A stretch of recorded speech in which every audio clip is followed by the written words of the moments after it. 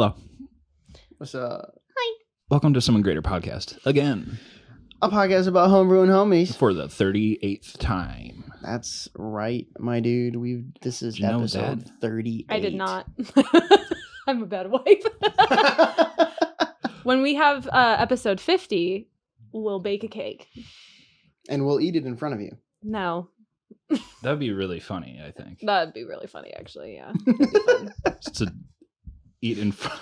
And you pick the flavor, but don't be weird. Summon Greater Mukbang. Summon Greater Mukbang. It's just nothing but cheesy fire noodles and some flavor of cake. Mm-hmm. We need to find a flavor that properly represents this channel. Probably like pistachio or some shit. You said that just to piss her off. No, and like it's understandable, but I'm also just like, if that's what you want to go with, Mm-hmm. it'll be 50 layers. I'm trying to find something here. Very soon, if it hasn't happened already, it will have been a year since we uploaded the first episode. Oh my god. Of the podcast. Hold on, let me pull it up. It was in June. Was it? Yeah. I thought it was in September. It was June. Nope, it was actually July 7th. July 7th. We're getting there. It's We're close. getting there. It's close. So you know what that means. No. I don't know what that means. What does that mean? Your 50th has to be on July 7th. I don't think we're gonna. I don't think you're gonna get that. there. We don't have 12 weeks before unless we upload like 3 episodes a week. That's right. Which would be ungodly. The people want content. And the content creators want to sleep. We would need to like bring the camera to our sessions. Yeah, honestly, that would be hilarious, and no one would. Not for these campaigns anyway. These ones are the private ones that we divulge the later. 6-7 hour long Yeah. campaigns. Yeah. Mm-hmm.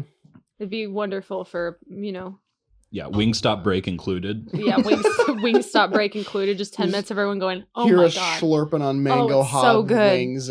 Oh. Me in the back. Can you pass the ranch, please? Yeah, thank you.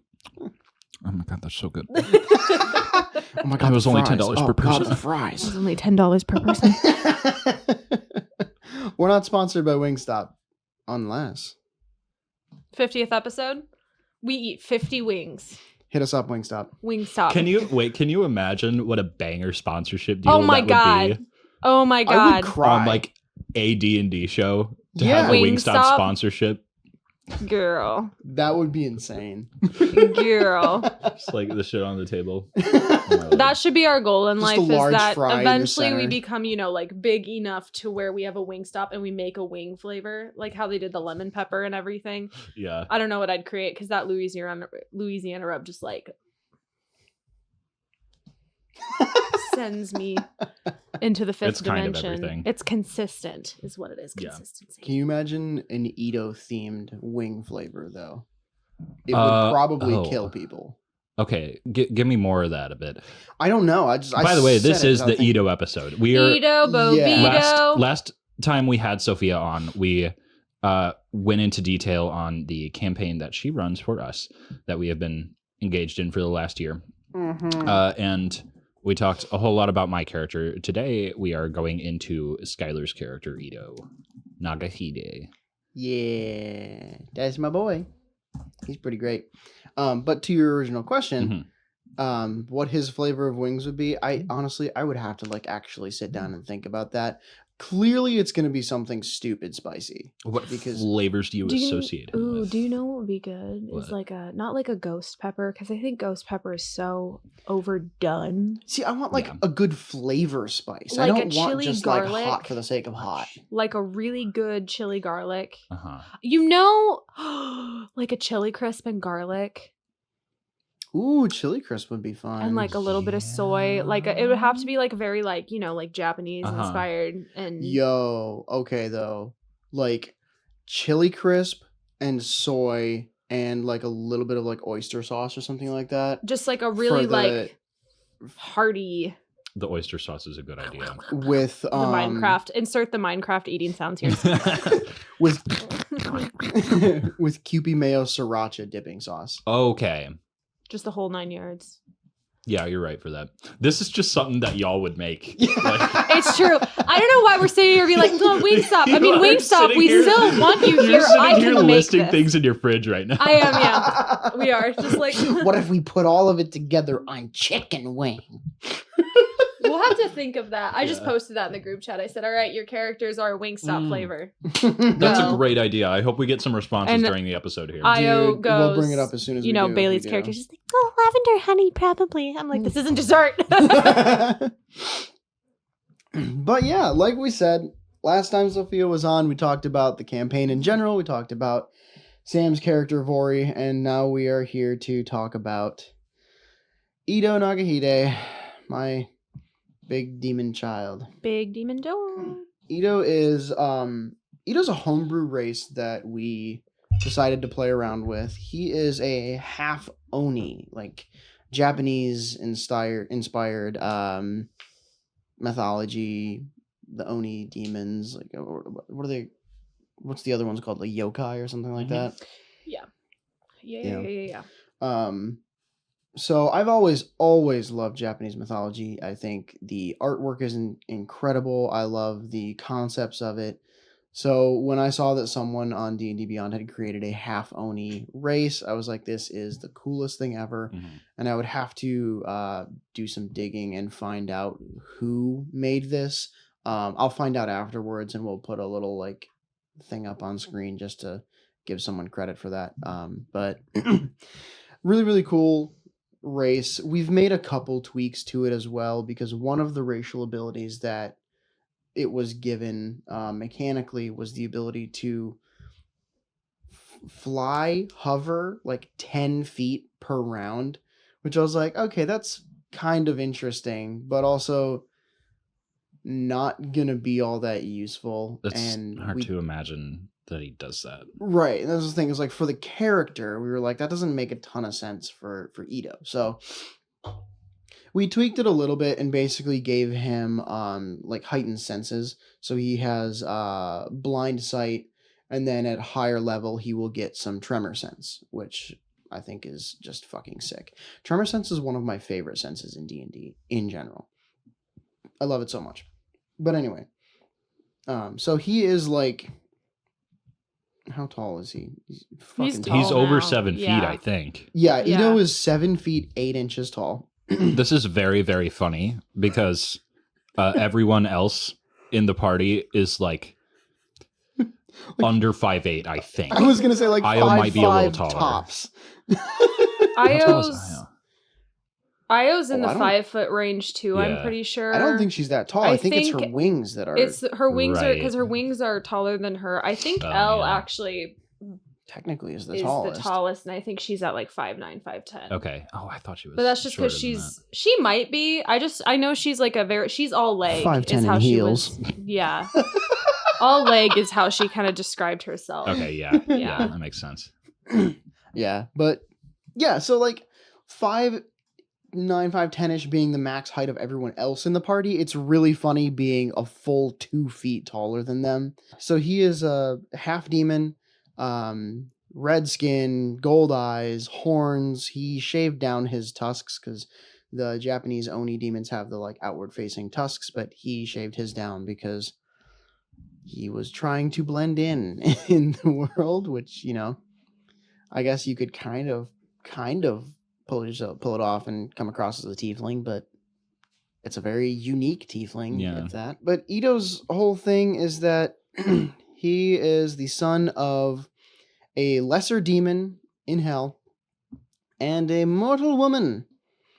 And she got pregnant with him and gave birth to him. And by the time he was like 2 or 3 years old, he was like the size of a 12-year-old mortal child and was like gaining sentience rapidly. And his mom was like, I don't fuck with this. Yeah.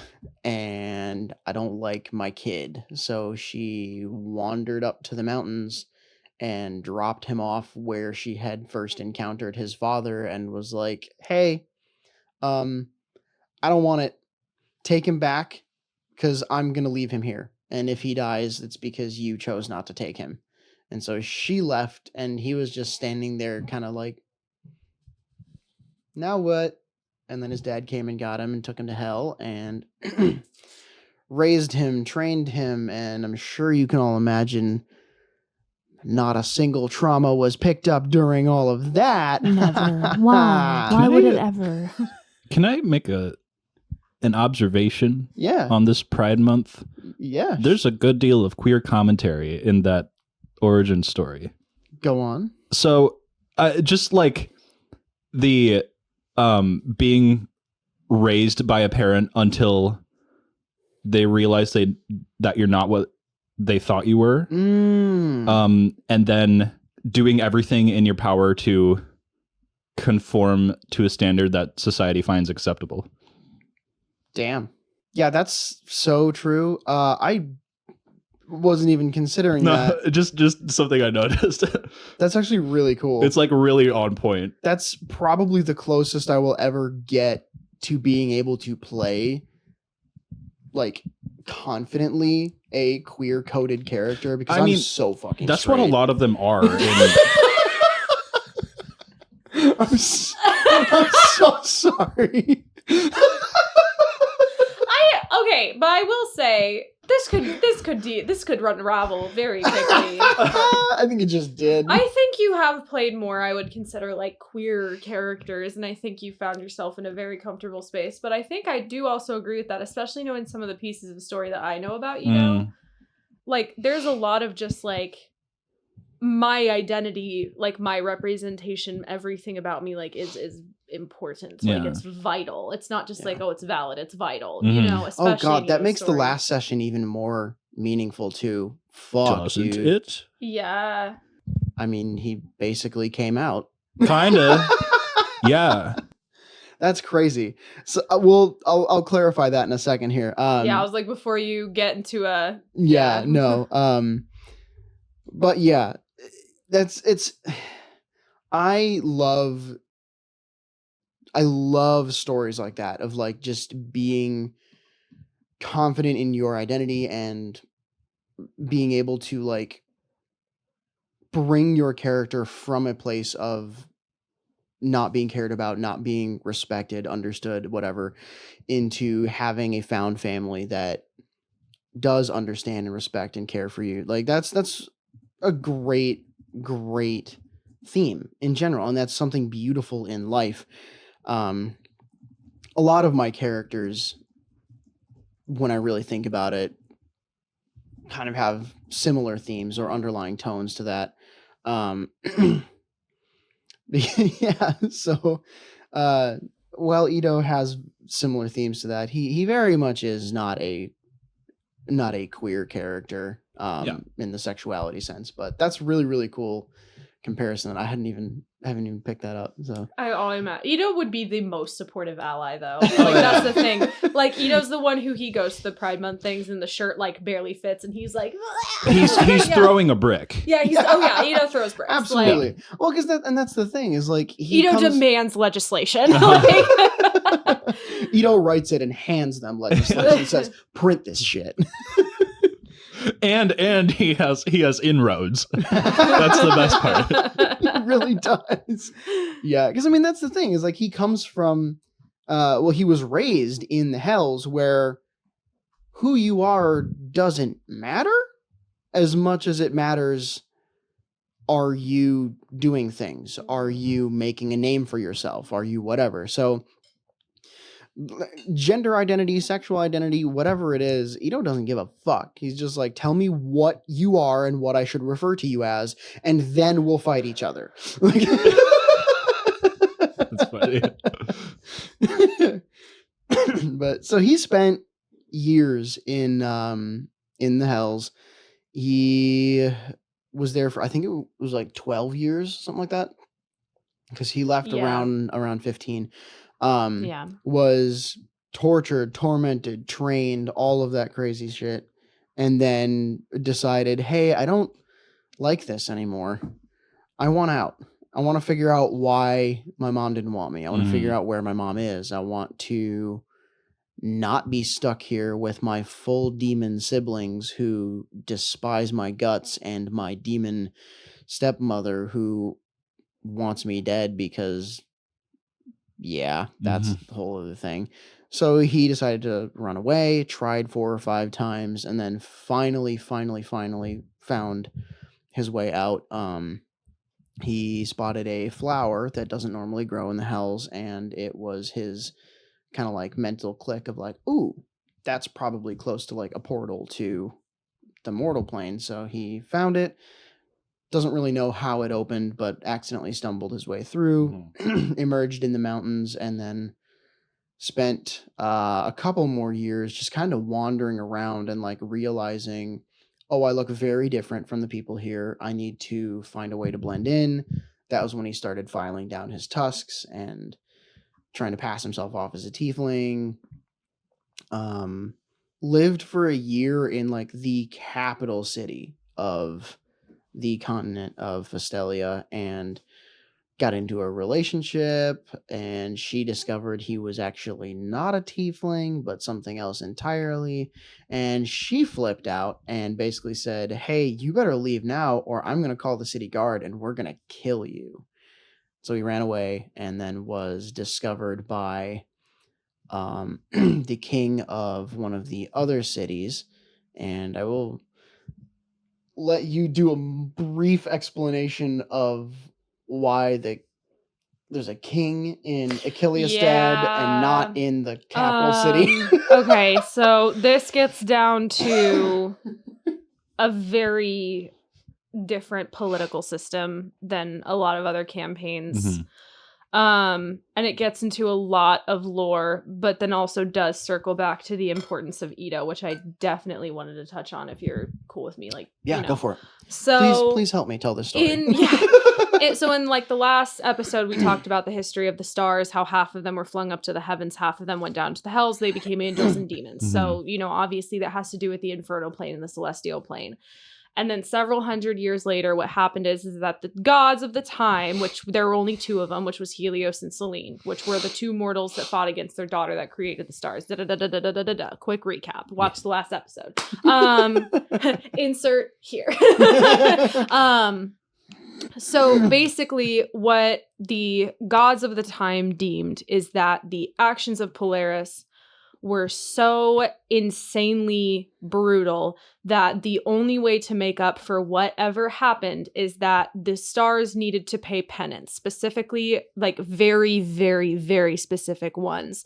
And that was also the only way that the gods of the time could touch down in some form with humanity, which is what they wanted, because they had such a clear divide up until the point where Polaris returned, and then we introduced the heroes of the sun and moon with, Pesce and Usti from the first season. So what they did essentially was they would send a star down to Earth. That star would serve for exactly 100 years, and then they would die. Their entire purpose was to serve the community. They would never marry. They would never have children because stars cannot reproduce. They were created by Polaris. They never had anything like that. Never had really any entrance. Their whole entire existence was to serve. And so that's where you got the last one before the one we have now was Orion, who changed a lot that had to do with the star structure of the time. But the current one is Princess Vega. The reason why she is called princess is because 1, she's never going to marry, and 2, the rules changed with Orion, where it used to be that they were actually called the Empress or Emperor, and it was the entirety of that Festelia area. Orion decided that due to the stars wanting to essentially pay penance, and the fact that they were so devoted to the people, loved the people, wanted to live for those that they were, ruling over, he said, I don't think it's right for us to ever assume any form of this title anymore because our desire, our goal is peace. So they willingly actually stepped down and changed the title to something lesser than. And that's why we had Prince Orion and now Princess Vega. Princess Vega is still the operator and the clear, defining picture overhead of Festelia. When you think of Festelia, you think of the Celestine Clock Tower, because that's another thing is there used to be a palace. There's not. It's a clock tower now. And it's also the Constellation Room. But in the meantime, because obviously Festelia and them, they're not stupid. They're not going to just sit there and think we're going to reign in peace for thousands of years and everything's going to be great. They decided that the best thing for them to do was to divert all of the responsibilities of what should happen in the event of war to a completely different kingdom. So they chose Achillesstead. Achillesstead also serves a primary focus because Achillesstead is known as the city of flight, because primarily the big reason why Achillesstead is the way it is, it's on the coastline. It accepts a lot of ships from the other continents. Most of the ones who live there are all winged races. They are big motherfuckers. That's where you get a lot of the races that are like Ido, is because it was a city that is kind of a really good place for that sort of thing. Obviously, that's not all that there is there. It's not like they're sequestered there. It's just they primarily choose to live there because it's open land, open sea, all this other stuff. They decided to give them the title of king and queen, even though they are still underneath Vega. And it does not make a lot of sense, but it was literally just an act of humility, and also because I'm the DM, so I said so. And that is when we had the we had the introduction, not institution, but the introduction of the Royal Guard, the Golden Guard, with Princess, eventually Queen Twilight. When Festelia enters times of war, catastrophe, threats from other continents, threats within their own continents, Achillesstead is the one who takes care of it first, because they have ships. They're not landlocked because Celestin is in the middle of the entire fucking area. They still have a city guard. They still have a small army, but it is what it is. They can reach everything way faster than the rest of the people. And that's where we get back into Ido, because the two biggest things with Ido is, one, Ido is one of the first recorded instances of a human and a demon or angel creating a child. That has never happened before that we know of. Me looking at Skyler like, we know though. That is a big deal. When that was something that Ido willingly said out loud for the first time in this season of the campaign, the one that you're in, that was a big deal, because everyone just went, what? Because up until that point, considering the fact that angels and demons are very lesser known up until the point of this campaign, and also used to be stars, they had no idea they could reproduce to begin with.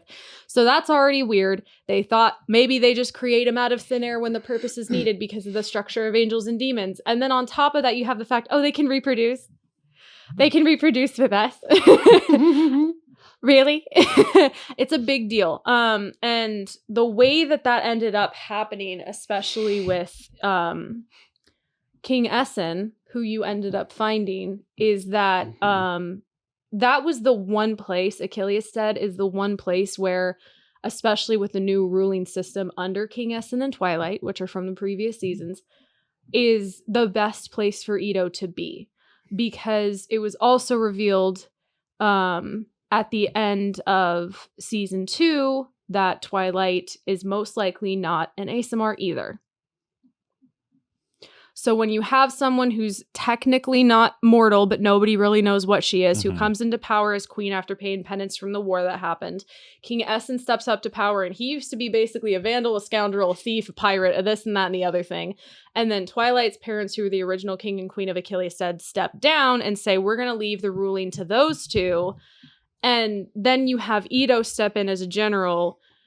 That's literally when, like, Festelia as a whole kind of just went like, we're discovering a lot of new realities and truths about ourselves right now, and like we're all here for it, but also nobody really knows what's going on. So that's the best place for Ido to have ended up, period. You know, because when he fled Celestin, the capital city, after basically being chased out, he wandered again for a little bit and then was discovered by King Essen. And there was a time of Essen basically being like, hey, I recognize that you don't really have any place to go. I recognize that you have a lot of potential. I'm going to put you in the military here and let you work your way up through that, because I can tell that you're looking for something structured, that you need something to kind of tell you how to be and what to be until you can figure it out for yourself. So I put him in the military, and obviously having come from the Hells, that was an incredible thing for Ido, and it allowed him to channel all of his like confusion and I don't know what I am, I don't know what to do. And so he pushed himself and rose through the ranks fairly quickly. And until the point where Essen was like, okay, you're doing a really good job. I'm going to make you like one of my personal bodyguards. And through a series of events that unfolded, it became necessary for Ido to enter into a pact with Essen. This does not function like a warlock pact because mechanically wise, because I did not multi-class him into that. This was more along the lines of, since Ido is not originally from the mortal plane, it would have been possible for him to be banished off of it. So entering into this pact with a powerful figure from the mortal plane basically means that Ido can no longer be banished from the mortal plane. It does mean that he reports to and takes orders from King Essen, but he was kind of already doing that anyway. So in Ido's mind, it was like, I don't see what the difference is in this. Like this, I only see upsides. So, but he entered into the pact with Essen, and at that point, Essen was like, okay, now that we have this additional connection, I'm going to appoint you as a general in the military, and because I now have an added layer of like, I know for a fact I can trust you with this, because I can give you not just military commands, but also like I can force you to do what I need you to do. Not that I think I would have to force you. So there's just that added layer of like, there's insurance here. I can make you general because it's stupid safe to do so. This also, I will say, this also made a lot of sense because he became a general, fun fact, about a month after the Winged War. Mm-hmm. So to everyone else, you also kind of got away with the fact you made a pact completely, because Ido was promoted to general and everyone, that makes sense. Yes, he did so great in the war. Yes, absolutely. He's a war hero. He's a war hero. Why wouldn't he be? Yeah. So that was the smoothest, like, yeah, we got away with that so hard. Oopsie, like, oh, he's a general now. Nobody worry about the, sudden changes and everything that's going on, but yeah. Yeah. And during that time, though, Ido and Essen actually got really, really close, as far to the point of like kind of seeing each other as brothers in a small way. And then when the rift happened, Essen had just recently instituted a navy. He had brought down his old ravaging pirate ship, and it was a pretty big ship. So everyone was like, "Hey, that's gonna be on our side, right?" And he was like, "Yeah, absolutely. That's the flagship of the new navy." He put together a crew for it that was kind of like half and half. His old OG crew that he used to pillage and shit with, and half new people from the military that he was like, you guys would do great on a boat. So he put them all on there, and it had a very, very new navy. And then the rift hit, and there were a lot of things that happened with Twilight and Essen to where they could not assist in any way. And Essen said, hey man, hop on that ship, why don't you? You can have like total command of the ship. Just go figure out what the fuck is happening, and please bring back help. One of those being at the time too the fact that Twilight and Essen just had their kids. Yeah. Twilight had less than babies. 2 weeks ago when the rift happened. I didn't know it was that soon after. She had twins, a boy and a girl, and 2 weeks Oh later, my the God. rift hit. Yeah. So I love how calm and casual you just said, like, hey, if you could go over to Ella Pierce, that would be great. It's more like, my children need me. Yeah. Save them. Yeah. Go, Ido, Yeah. go. Like, Twilight was still, like, recovering. Oh. The scene that happened 30 minutes before the rift hit with Ido is the most devastating, like, thing for both of us. Because, you know, Twilight and Essen were our characters.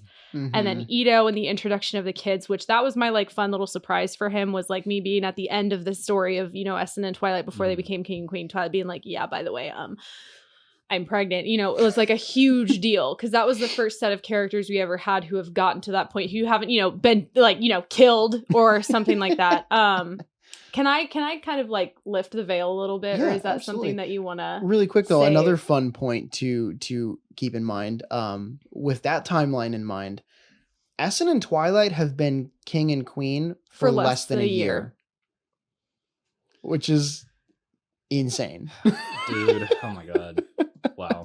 And Twilight also had just paid, like, her dues for the whole stuff of the Winged War, which that's another thing that we need to touch on. We don't have time to hit on that one and why yet. that's, like, not okay. Yeah. But yeah, Twilight had been bedridden after that whole thing. Like, it did not go well. There was reports kind of filtering in through Fostelia that she was very, very sick. Which again, gee, I wonder why she's not immortal.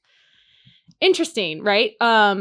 And 30 minutes before the rift hit, the sun was coming up and everything was peaceful. And Ido was standing on the ship, and Twilight was not supposed to be there. And she walked out, and Ido was like, what are you doing out here? And she's like, I am sick and tired of the four walls of my stupid room.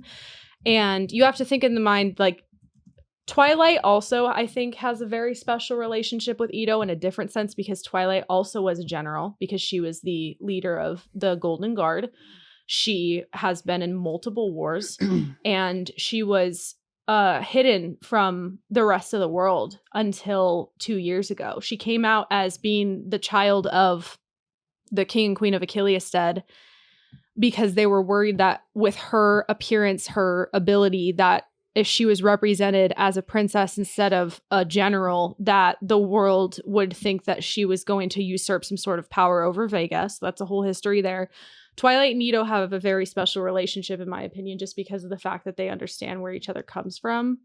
And then it's really funny for Twilight to walk out onto the ship. They have this very special moment of relating to each other for about 30 minutes. And then Twilight's like, well, why don't you walk me back? Because the kid's probably going to wake up. Mm-hmm.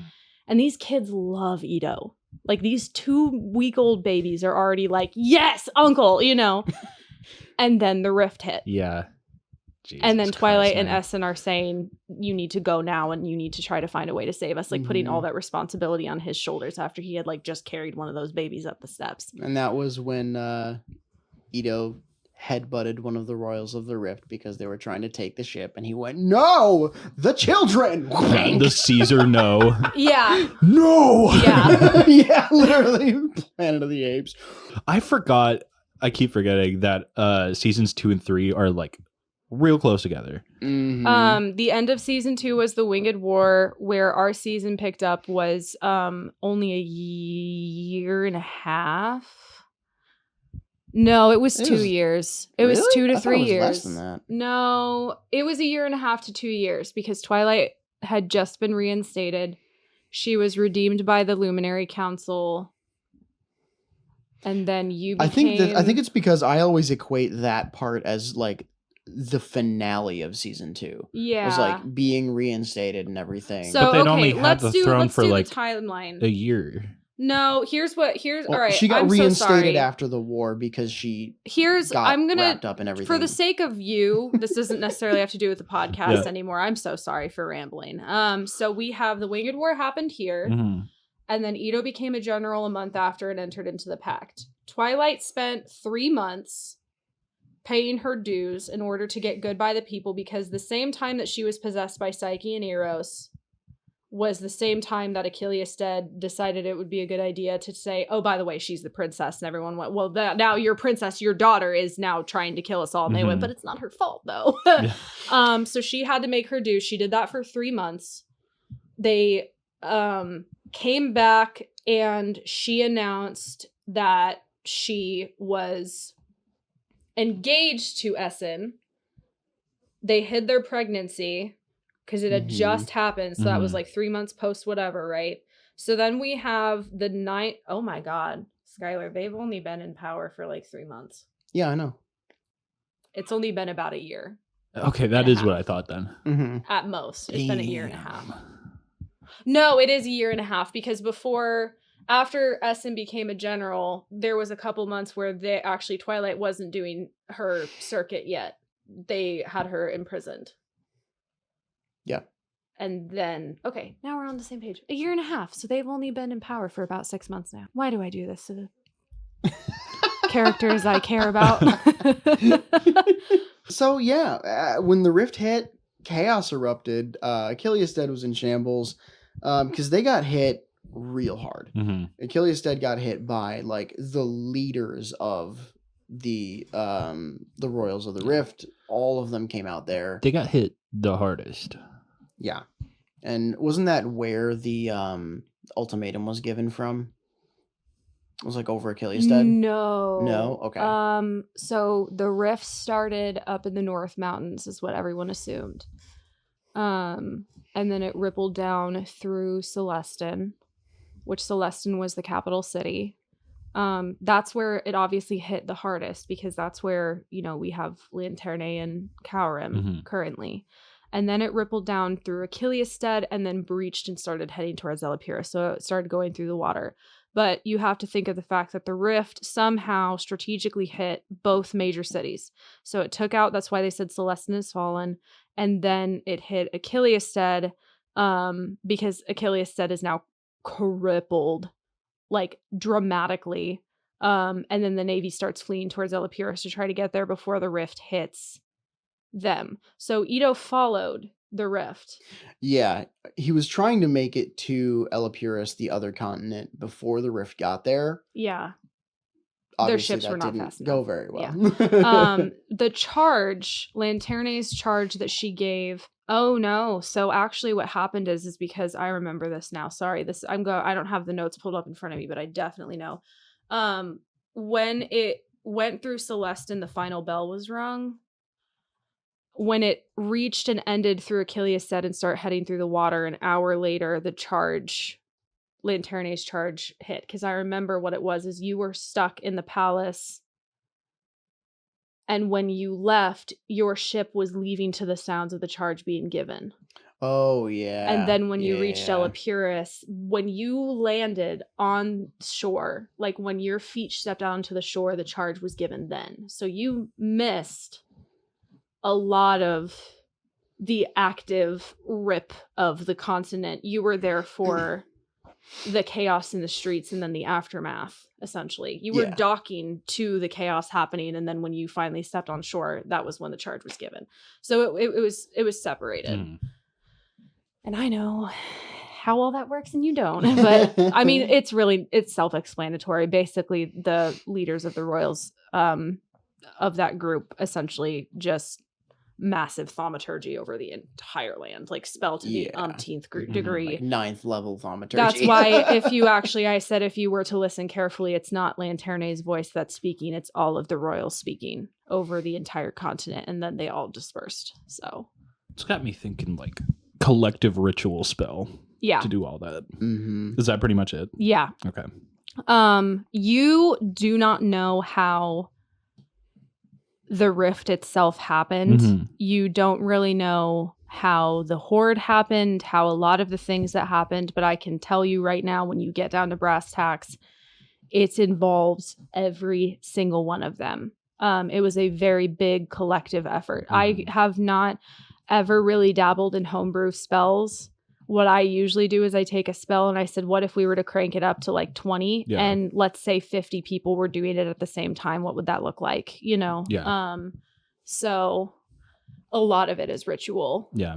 I And mean, just there good timing. Good ass that makes timing on sense their because part. like there's You know? precedent for that with teleportation circles and stuff. Yeah. It's cool and scary, dude. Yeah, this is such a fun campaign. Tell us a little bit about the ship, Yeah. because we Yes.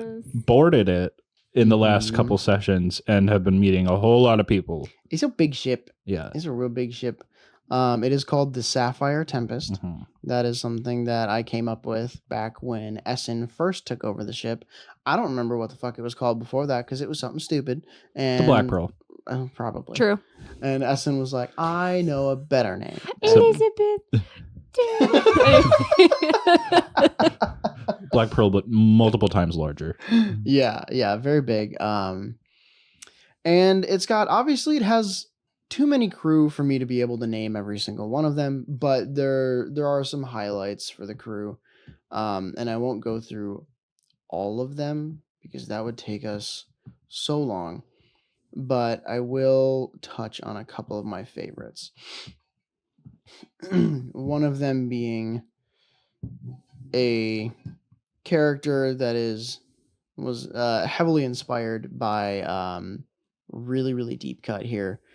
Joe Manganiello played on Critical Role for a while as a Red Dragonborn. I just forgot his character's freaking name. That makes me really sad. His whole thing was that he was a paladin of Tiamat. So, but the cast of Arcan? Critical Role, Arcan the Cruel. Cast of Critical Role didn't know that he was technically an evil character. Mhm. So they had met him on a couple of different occasions, and he, at like the very end of the campaign when they were fighting Vecna, they had like cut off Vecna's hand and blah blah blah blah blah. And Archon at the very end, after the battle was over, was like, "Hey guys, this has been awesome. Thanks for helping. Like, I'm glad I was able to help you." And as they were like walking out, he turned around, ran back, cut off his hand, stuck Vecna's hand on, and said, "Sorry, it was just business," and then teleported away. And in an interview, Joe was talking about how that was possible because he had a priest of Tiamat that like was working with him. And it was this turtle, but it was like a snapping turtle, like badass looking, whatever. And so I totally stole that image and I was like, this guy's fucking cool. Yeah. So I have one of my favorite crew members. His name is Alcor. He is a cleric of Scorpius, who is a deity that is feared more than respected in Sophia's campaign. But snapping turtle with like crazy spiked sharp shell and everything, and this like two-handed maul that like spews incense and whatever. But he's a cleric and he's super scary looking, like perpetuating the whole like, oh my god, Scorpius is terrifying. However, his whole thing is that he's just a cleric. And so like he's on the ship, he is the ship's healer. Mhm. Even though he's terrifying. But so I love Alcor. He's great. He's real cool. Mm-hmm. And then there's a water genasi named Sisha, who is the quartermaster of the ship, and she is also amazing. Love her. Alcor is from Essen's time. He is an original pirate. Sisha is a military officer who was assigned to the ship, and she loves it more than anything, but she'll never show that because she's the quartermaster. So That's she the one has with to the be- sword. Yeah. Yeah. Mm-hmm. Yeah, I'm not going to go into detail on all the rest of them. The The primary crew member that yeah, I know. It is very, very exciting that you guys got to meet at the end of our previous session is a Leviathan sea serpent named Siore. Mhm. Essen had way too many natural 20s in his campaign. Way too many. One of them was on an animal handling check to convince a sea serpent to not drown, like crash the ship. And he rolled a nat 20 and befriended it instead. So we have a pet sea serpent, Leviathan, named Siore. I love lasting consequences to crazy rolls. It's so good. I mean, we talked about it when we talked about Yeah, Vori. yeah. Like half the reason why Vori is the way he is right now is because of the lasting consequences of a Nat 1 in it's so good. But yeah, so that's kind of very, very brief introduction to the ship and the crew. They're such colorful characters. But Ido himself is really, really interesting because I am playing he's a very, very interesting, like tiny bit of multi-class. He has 1 level of barbarian purely for rage, and unarmored defense. I love unarmored defense. We've talked in this podcast before about how it is one of the most powerful multi-class classes. Yeah, I mean, because you get so much stupid crap at level 1. Yeah, immediately. Yeah, it's the best like single level multi-class to take. Mm-hmm. Aside from maybe Monk, I think Monk is the the next best one. But yeah, so 1 level of barbarian, and then all the rest he is a rune knight fighter. So the runes are something that we've kind of messed around with together and come up with extensively. So typically this is like a Norse Viking themed class where you have the and giants as well as a big theme. They use that in Bigby Presents Glory of the Giants. They had the Path of the Giant Barbarian subclass, which came out very similar to Rune Knight. But we kind of adjusted it, twisted it a little bit, and made it more Japanese samurai theme. And so the runes, rather than being like Nordic runes, they are actually Japanese kanji characters. And story-wise, Ido learned this from another character back from season 1, season 2, named Honey. She is a blind witch, and she is great. She's the best. We love Honey. But she helped Ido basically harness his abilities from the Hells and use them through these runes. So she's kind of taught him the runes that he knows, and now he's starting to branch out and kind of create and discover runes of his own. So yeah, Rune Knight fighter with a level of barbarian. It's one of the most fun builds I've ever made. I did not realize how versatile the runes are until I really dug into the class. It gives you so many crazy abilities. Yeah. I love it so much. We were talking in an episode a while ago just about how maybe it was just a conversation about how many active effects I had to track at one time with Ido. It was insane. Only like one of them was a spell cast by someone else. Everything else was just rune shit. Yeah. It was crazy. That's awesome. But I'm so sorry. I keep yelling. Oh, you're good. So I love this guy. He's so much fun. One of my favorite things about him that I think not necessarily goes unnoticed, but kind of goes assumed more often than people acknowledge it is, I think in the grand scheme of all of the combats that we've had, I don't think Ido has ever gone under half health. He is I don't imagine. Such a tank. Absolutely the beefiest character. Yeah. And one of the most fun to flank with. Oh, dude, it's so fucking cool. God, I love all of the combat abilities. It's some Captain America Civil War shit. Yes. Yeah. Oh my God. I wanted so badly for this campaign to do what I have always dreamed of. That, back when it was me and Victoria, I don't know why I just had a stroke there.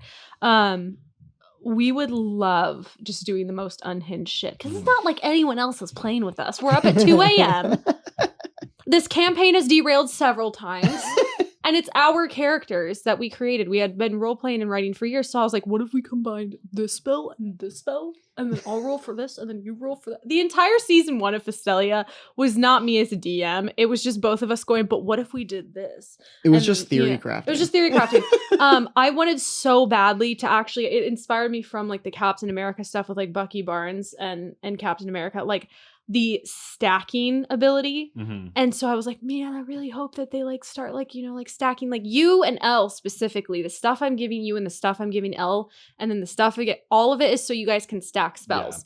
Like I've looked at your sheets and I've gone like, okay, so what if we put this and over this? And I hope maybe one day they'll do that.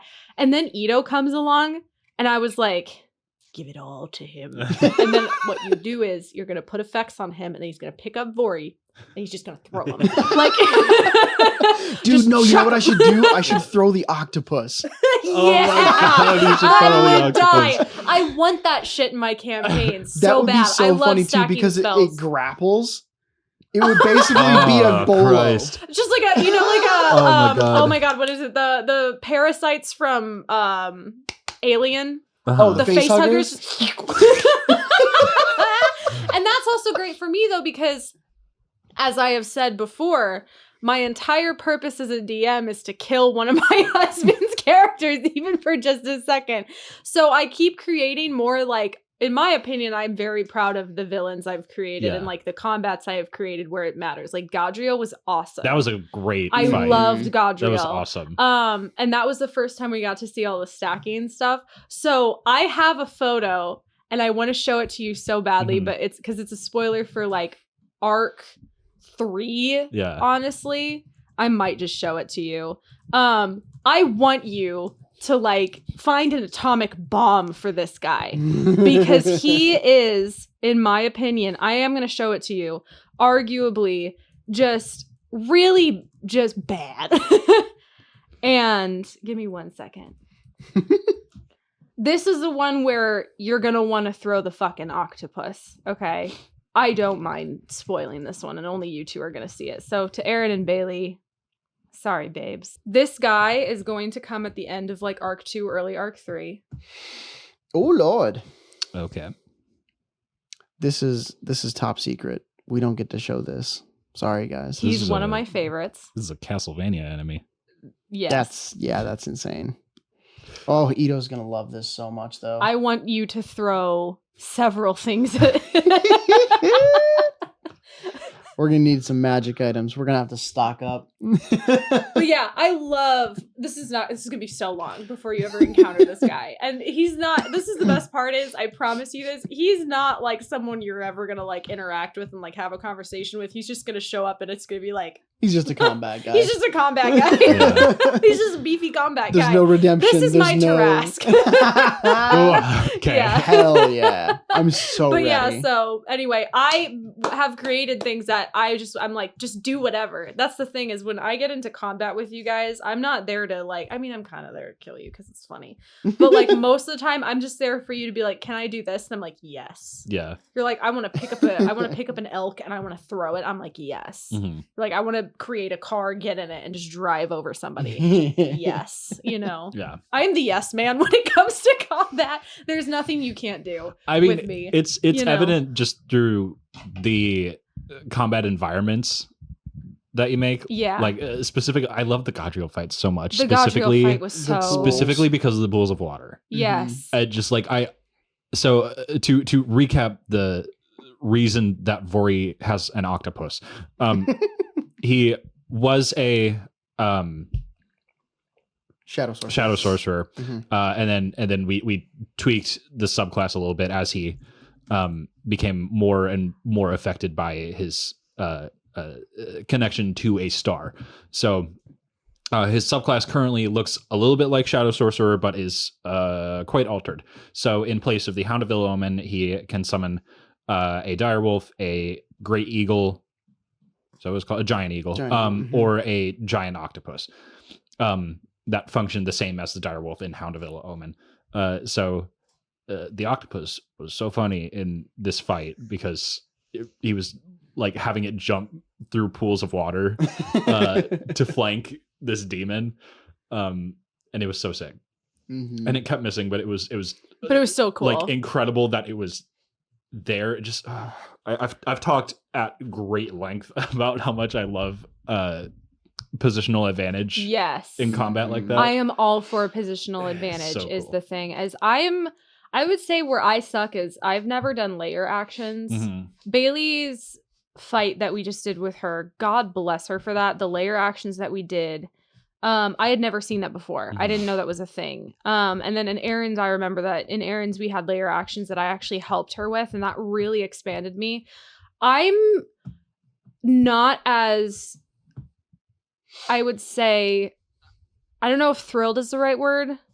I prefer environmental advantage over layer actions, I think, is my thing. I like people utilizing the environment. You like physical tactics more than I do. magical tactics. Yeah. I'm reluctant to do like, oh, you're on an overpass and eventually there's going to be a rock slide. I'd rather be like, you're on an overpass. What you gonna do? Chuck them off. Yeah. Right? Something that really got in my head the first time I DM'd a few years ago was I was playing a game called Just Cause a lot. And it's a lot of it's some really silly like guerrilla warfare shit, but in particular there are often manned machine gun ballistas that anyone can commandeer. And so I was like, I want to put a big fucking arrow ballista somewhere and have someone take it over. Doesn't matter who. I love a good machine gun.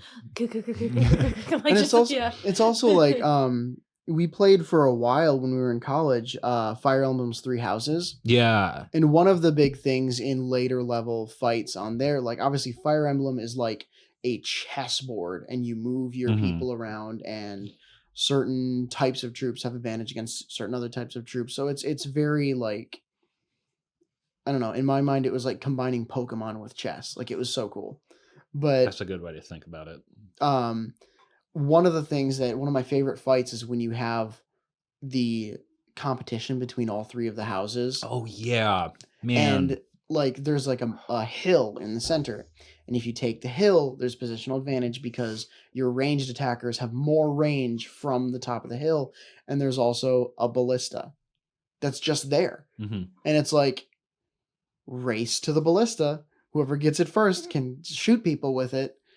So like it reminds me of that too. And just like there's so much in that game that I'm like, I need to be plotting out my combat way more. I need to be giving more like environmental shit because it's so cool. Yeah.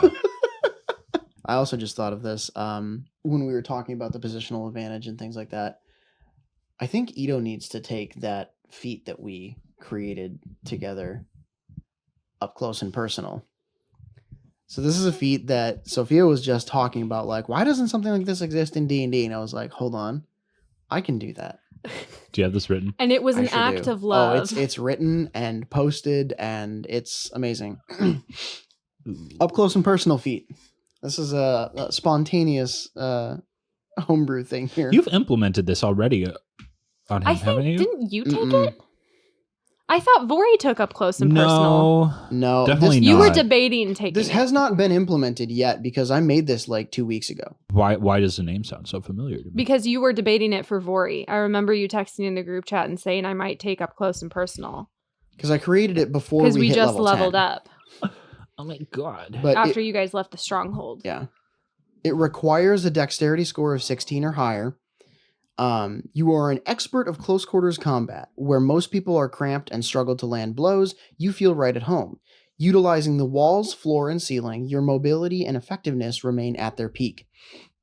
When you are in melee range with an enemy and one of you is within 5 feet of a wall or other similar battlefield feature like a pillar or fence or something, you gain a new arsenal of combat options. One of them is off the wall. Once per turn, as a bonus action, you may expend half of your movement to gain advantage on your next attack that turn. You may use this ability a number of times equal to half of your proficiency bonus rounded down. The other one that you get is Bob and Weave. As a reaction, when you are hit by an attack, you may make a dexterity saving throw with a DC equal to the attack roll of your attacker. If you succeed, you may substitute a wall or other terrain piece to take the damage instead of you. and you immediately move to a space within 5 feet of your attacker that is opposite the nearest wall that takes your place. The attacker hits the wall instead of you, and the attacker takes 1d6 bludgeoning damage. You may use this ability a number of times equal to your proficiency bonus rounded down. So it's like just close quarters combat and like Superman punch kicking off of a wall, like things like that. I think that would be super, super fun for Ido. Especially because he's big. I remember we He's large created this lad. because you guys were figuring out what to do with Mivera. Yeah. And you were debating just Oh, confronting yeah. her Mhm. in the hotel room, which Mivera was like a very minor character from a backstory that they kind of like dispatched essentially. We just had to kill her. Essentially, yeah. And so you were debating just showing up and going, knock, knock, we're here. And then, you know, you're fighting in a hotel room, which again would be so cool Mm-hmm. because that would be so small quarters. And that also affects everybody because when you're a wizard, when you're a sorcerer, a lot of your spells are more range. So what do you do when you're in a room that's approximately as big as this room? Yeah, it would have been a great opportunity to test out the like Shadow Blade or something like that. Yeah. Use some Mhm. of the Because it's not like melee Elle can spells. just use Fireball at her, you know, whim like she, like every warlock Yeah. likes to do. But yeah. Mhm. I want to ask you something Mm. about Ido. What are some of your favorite party interactions that you've had with him? Oh man, I think my top right now is calling out Elle Mm-hmm. when she was like having her breakdown, kind of like following her into when she had like walked away. She went into the forest because she was pissed off. She was like screaming at people, and Ido following her into the forest where she was just like hiding and kind of sitting a little ways away and calling her out, basically being like, you need to like figure out what the fuck is going on. You need to be able to have interactions with us. Like, I get if you're frustrated. I understand if whatever. However, we can't communicate with you when all you're going to do is be defensive and yell at us.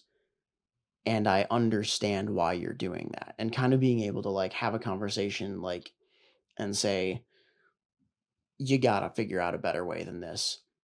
But that's not coming from a place of me being like, wow, this is really fucked up that you're doing this. It's coming from a place of me thinking, I know why you're doing this because I've been there and I know how it works and I know how it affects you and I know how much it sucks and it hurts. So know that I know and take that and try to find a better way to talk about things. Because something that Sophia and I kind of mentioned just in passing as like a realization after I'd made the character and played him for a few sessions, we kind of realized Ido is one of the only characters that I've ever made, and probably the only one in the campaign that has already resolved and moved past a lot of his issues. Mm-hmm. Like, having come from the Hells, having had to figure out who he is, why he does the things he does, why he's in the place he is, what he wants, all of that happened before the campaign started. And so that I think that's a really, really unique perspective for him to have with the party, especially when Elle is going through her shit currently. Vori is starting to discover and go through his shit currently. Io is just beginning the process of like turning away from her shit and walking out of it. Mm-hmm. Ido's kind of like the step ahead in his journey. And so he has a unique perspective to be able to offer insight and help with aspects of it.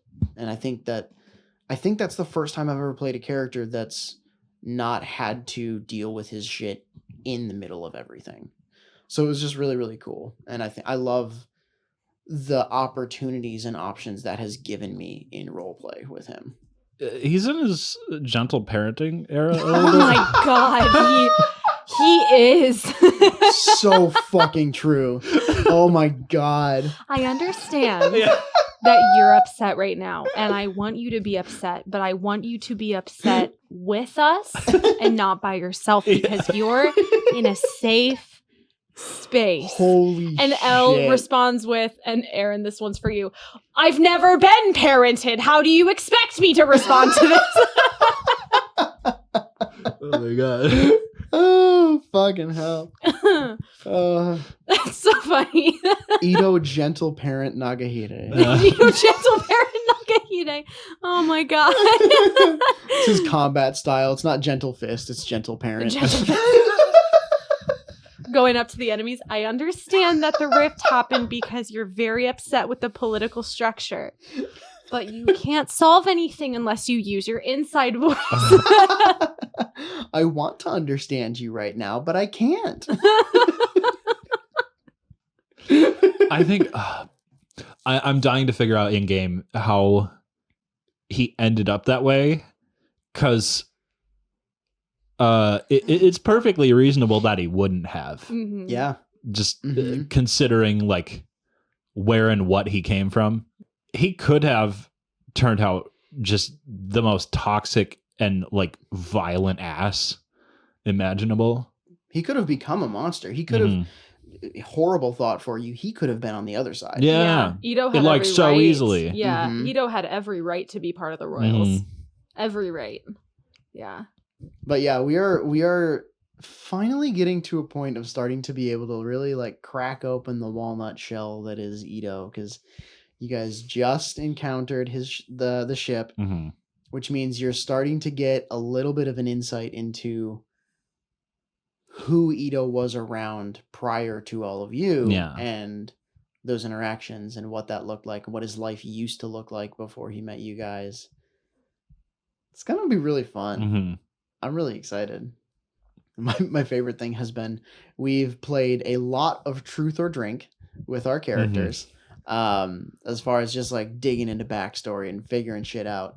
And my favorite part about it is that Ido almost always has just like the basic questions asked to him, because he's not really given you guys a ton of these are the horrible things that I've been through and blah blah blah blah blah. Like he kind of talks about all of his stuff in a very like, yeah, that happened, like very blasé past, like I'll tell you my whole story and that's it and that's all we need kind of a thing. And now there's ammunition. Yeah. There's a lot more ammunition of like, so what about that person? What's going on with you and this thing? Why is this like that? And people kind of poked and snooped around the ship a little bit and found some stuff that they probably shouldn't have. And we're going to have conversations about that too. Yeah. Oh, it's going to be so good. I've got a couple more questions before we end the episode here. For you, what parts of yourself do you think influenced the creation of this character and the way he turned out? Because we've talked quite a bit about how when we create characters, they often come from ourselves or parts of ourselves, whether we want them to or not. And this one certainly has, I think, for you. Yeah. This one I will try to let myself kind of brag on myself a little bit with this. Ido is as strong as he is because of what he's gone through and what he has learned from it, and has an intense desire to share that with his friends, because that is something that I have gone through. That is a big part of me. I always want to help people. I always want to be able to give advice to my friends if they need it, if they want it.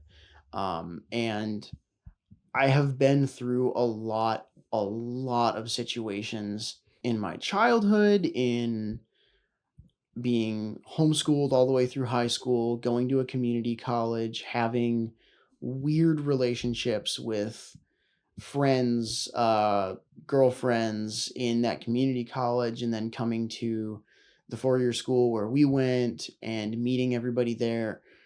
I had a lot of interactions, relationships, personal discoveries, things that I went through that took me a really long time to figure out about myself and be able to like really fully interpret. Mm-hmm. And so I think that heavily influenced Ido. And I don't think I would say that the things that I went through personally in my life were like horrible atrocities that like scarred me like they did for Ido, but being able to take that and go with a character that has experienced a lot and has already kind of had time to process everything and go, yeah, that sucked, but I have come out of it better, and I have come out of it with a deeper understanding and a deeper love for myself and for the people around me that care about me. That's not a part of me that has ever made it into a D&D character before. A lot of my D&D characters are me, prior to this point, were me exploring specific aspects of things that have hurt me in my past and kind of giving myself an opportunity to react differently to the things that hurt me. But Ido is my love letter to myself in saying that, God, I'm gonna fucking tear up, in saying that the way that I did respond was good and I made it out and I am stronger and better for it. Yeah. And now I just get to share that with people. Mm-hmm. So I think that is the biggest part of who Ido is, coming from a perspective of who Skyler is. Hell yeah. This is kind of abstract. Do you have anything in your life that you equate to what the Sapphire Tempest represents? That is a really abstract one, but I really, really like it. An environment or just a group of people. I mean, the most blatantly obvious one, it's my D&D friends. Yeah. Like the Sapphire Tempest is Ido's kind of like safe space, and that is my friends for me.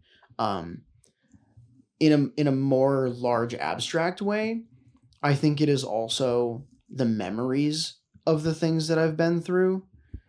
I sit in my own head a lot. I sit in my memories a lot. Mm-hmm. The vast majority of the things that I come up with for D&D are heavily influenced by the things that I've been through, things I've experienced, things I've seen.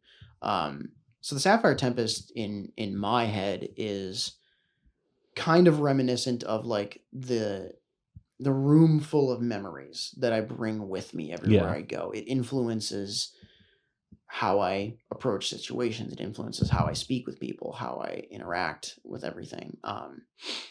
So being able to like kind of take a break from everything and go back to my memories and myself and sit in my own head always helps me kind of ground myself. Yeah.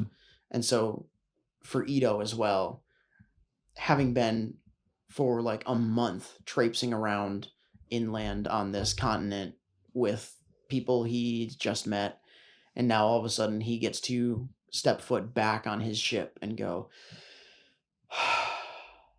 this is who I am. And I now have new people that I've introduced to who I am and where I come from. And they all still accept me, and no one has went, oh my God, like I can't do this. So we're good. We're safe. And I am energized again. Let's go back out and do it. Yeah. I love that for him and for you. Thank you. Yeah. This is one of my healthiest mental headspace characters. I mean, it makes sense that such a character would show up now. Yeah. You know? Oh my God. Yeah. Very, very fun. Mm-hmm. And very telling of how much growth has happened, even just in non-D&D outside in a personal life in the last couple of years. So yeah, I'm very proud of myself and very proud of my character. Yeah. Yeah. Our characters are an interesting little journal that we keep.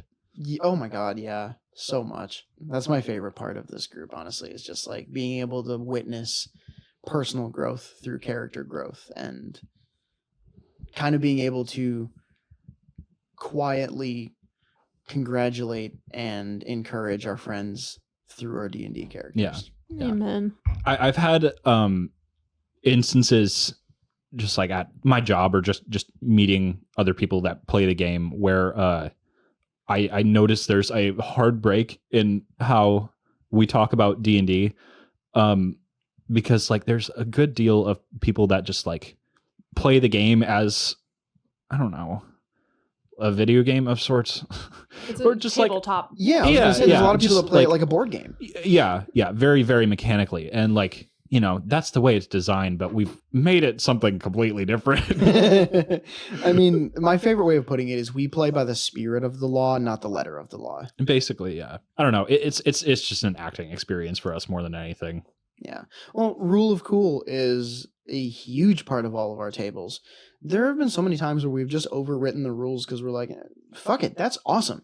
Like, that's so sick. We're going to do that. Yeah. And I think we also take that in the other direction where we challenge ourselves toward personal growth by saying, you know, according to the rules, it wouldn't really be super possible for this horrible, crazy thing to happen to my character, but I kind of want them to experience that, and I want to explore the possibilities of like where that takes them with their journey. And so we've done that a lot too. We're just like, fuck me up, fam. Like, put me through the ringer. I want to see my character grow through all of this. Yeah. That's like the primary driver for every one of us as a DM and player. And that's part of the reason why all of our campaigns are so phenomenal, is because we're all motivated by very similar things for the story and for our characters. Yeah. I think I will also preface this by saying that there's nothing wrong with, I mean, because we've also had friends in our group who they just like combat and they like the rule books and they like all the things because that's just how their head works. And that's also extremely valid, and it's still a game that you enjoy, you know. But I think primarily D&D is exploration for us. You know, we're the ones where we're traveling through the land, and combat is just a fun way to go, oh yeah, I have that spell, you know. Whereas for some other people it's completely different. I think that you learn so much about yourself from either one of those things, you know. Yeah. And I mean, absolutely. I learned how to play from the people who were like, board game, here's the rules, here's how we make cool shit. And that's why I have such an issue with making unoptimized characters. Like, I optimize every single one of my characters. It's a compulsion at this point because of how I was taught how to play. But it's cool. Yeah, it's fun, and I love combat. Combat is one of the highlights for D&D for me. It's not for other people, and that's totally okay. But like, being able to find a balance and being able to come to a middle ground between my love for optimizing and combat and my love for the story and the people and everything has been my favorite part of my personal journey with D&D. Dude, we love this game so much. It's so good. And the characters that we play. And we're just like kind of lost to the emotion of it right now, because like, oh yeah, we've been rambling about this for like probably 20 minutes now. It's a whole lot to reflect on. And I don't know, I don't often think of the progression in this capacity until we, you know, all get together at a table and like really dig into it. Yeah. Anyway, if you have stayed to the end of this episode, thank you so much for listening to all this. I want to hear your experiences doing this with your characters. I want to hear how your characters relate to you and are you. And you should let us know what that was like for you at summongreaterpod@gmail.com or at summongreater on Twitter. Thank you so much for watching. We'll be back next week with more. See you in the next one. Bye-bye.